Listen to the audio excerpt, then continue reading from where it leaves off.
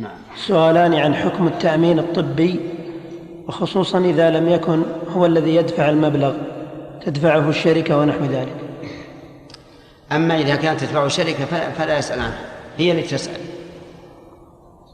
وأما إذا كان فرد من أفراد الناس يريد أن يؤمن فهذا حرام ولا يجوز.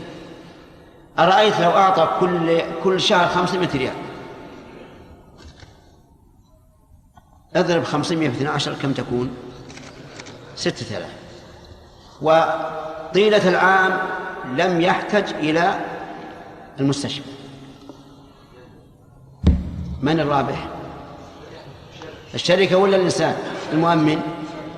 الشركة. طيب، إنسان أمن 6000 ريال في السنة وأصيب بأمراض عظيمة احتاجت إلى 60,000، من الرابح؟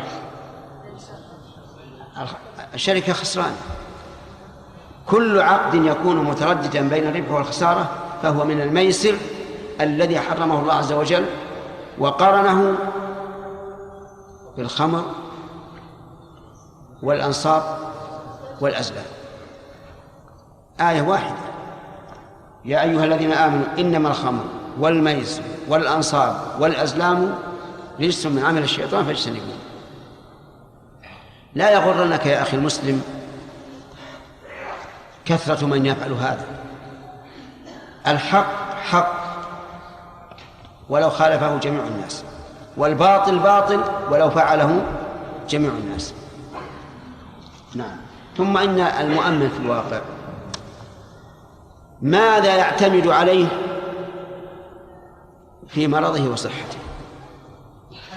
عجيب يا جماعة. لا، مو على الله، يعتمد على الشركة.